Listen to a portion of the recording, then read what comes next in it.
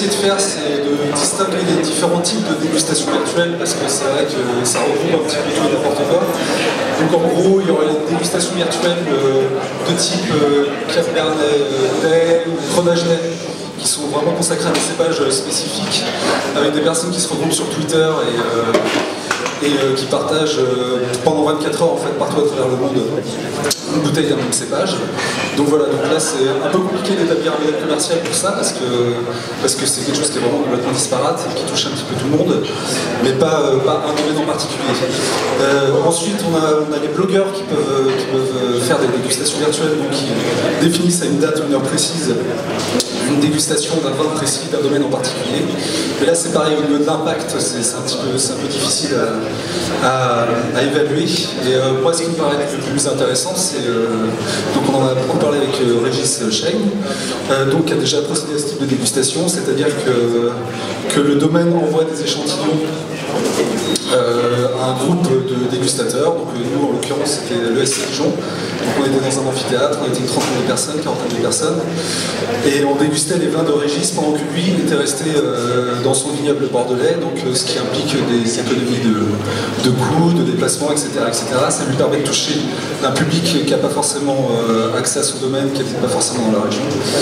Et donc voilà, donc c'est quelque chose qui se fait pas énormément et qui, selon moi, et puis selon Régis aussi apparemment, mériterait d'être développé. On a commencé à discuter sur les termes, c'est-à-dire que terroir, c'est un terme qui évidemment en France est très familier. Dès qu'on franchit les frontières, c'est pas forcément toujours évident. J'ai travaillé moi-même des années en Allemagne dans le vin. Et donc on a commencé à discuter de ce que c'est que ce concept de terroir, en se demandant si c'était quelque chose d'ancien ou de nouveau. Et on s'est aperçu que le terroir, c'est pas quelque chose qui est nécessairement figé, ça peut être une idée qui est remise au goût du jour, et à la fois dans la vigne, puisqu'il y a des tendances, par exemple on parle beaucoup à Paris, j'ai remarqué dans la gastronomie des vins naturels, alors je ne vais pas me lancer sur le sujet parce que c'est un sujet je sais, un peu controversé. On sait aussi que les vins bio et biodynamiques sont tout à fait dans l'air du temps, donc qui parlent aussi de terroir. Donc, le terroir est une idée qui est contemporaine, mais le problème c'est est-ce que ce sujet-là ou ce concept peut être aussi un support de communication moderne. Alors là, il y a eu toute une discussion sur le sujet, et on s'est aperçu que c'était effectivement tout à fait possible. C'est possible de parler de terroir, par exemple sur les réseaux sociaux. C'est possible de parler de terroir de manière moderne, c'est-à-dire éviter, on n'est pas obligé de rentrer dans des considérations trop techniques. Par contre, ce qui est important, c'est que le terroir, c'est pas simplement, c'est pas du storytelling uniquement, c'est-à-dire qu'il y a aussi une réalité sociologique et historique, mais que finalement cette réalité sociologique, historique et aussi géologique et géographique pouvait être un très bon élément, un support de communication moderne pour raconter des histoires intéressantes, et que ça rencontrait aussi des tendances de la consommation qui sont très en plein développement. On sait bien tous ce qui se fait avec les amas, les circuits courts, etc. Donc finalement, terroir et innovation, c'est deux termes qui vont bien ensemble, et c'est intéressant, je pense, pour le monde du vin de continuer de se réapproprier cette notion de terroir et de l'intégrer à des activités, que ce soit à l'export, ou que ce soit sur les réseaux sociaux, etc. Je vais essayer de résumer ce qu'on a dit dans le groupe 3, qui concernait les applications sur smartphone, appliquées évidemment au monde du vin. Donc, au départ, on a tout de suite cadré sur l'idée qu'il faudrait développer un groupe de réflexion juste sur le sujet, parce que déjà il y a de la technologie, ça ne peut pas tout aborder comme ça dans une petite réunion. Néanmoins, les grandes lignes qui en sont sorties, c'est qu'une application, il faut qu'elle ait une valeur ajoutée. C'est pas juste une version d'un site internet adapté au format d'un smartphone. Il faut qu'elle ait une véritable valeur ajoutée dans le sens où elle va rendre service aux utilisateurs, elle va permettre éventuellement des échanges et une certaine interaction. Donc on a abordé deux sujets majeurs lorsqu'ils existent, qui sont le partage des notes de dégustation et la recherche d'accords mets et vins.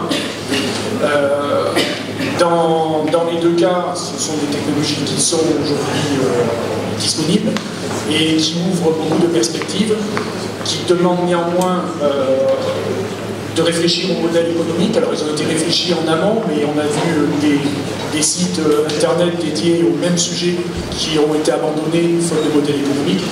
On est revenu donc sur ce sujet au niveau des applis smartphones. Il est évident que sans bon modèle économique, l'appli ne peut pas survivre. C'est pas la développer qui coûte cher, c'est la faire vivre, faire évoluer les versions et la rendre le plus intelligente possible. Donc voilà ce qui a été dit dans les grandes lignes, et avec des idées fortes comme le fait qu'une application, quand elle est là pour être consultée par le plus grand nombre, elle ne doit pas être payante. Éventuellement, ces extensions, si elles apportent un service supplémentaire, peuvent l'être. Et donc on s'est donné rendez-vous, alors c'est pas réellement donné rendez-vous, on a acté le principe de développer spécifiquement sur le site qui en a parlé, pour pouvoir échanger sur ce sujet et éventuellement créer des groupes de bêta-testeurs sur ces applis et voir ce qu'on peut en déduire et non pas le limiter au monde des geeks que certains sont ou des purs passionnés de vin, et l'élargir le plus possible au grand public.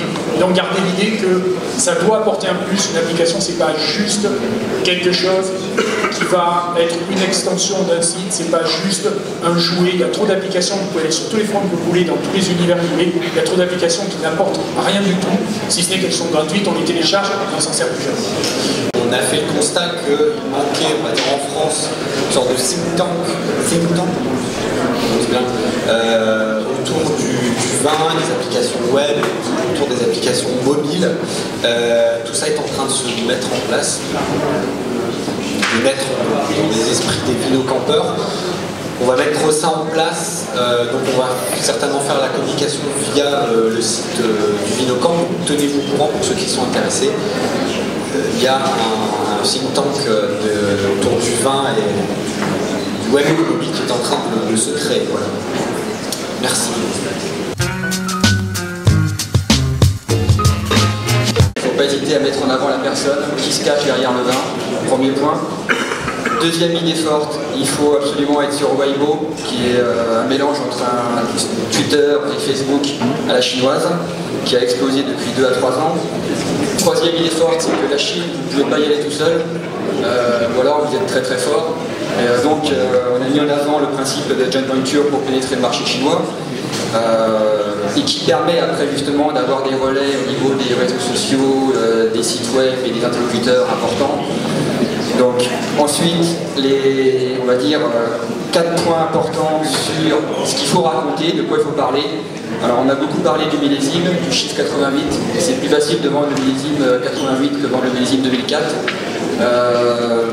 Premier point. Deuxième point sur les couleurs, si vous voulez faire du vin, si vous voulez faire une étiquette qui plaise, il y a des codes assez importants que sont les codes coloriels, donc le rouge, le jaune.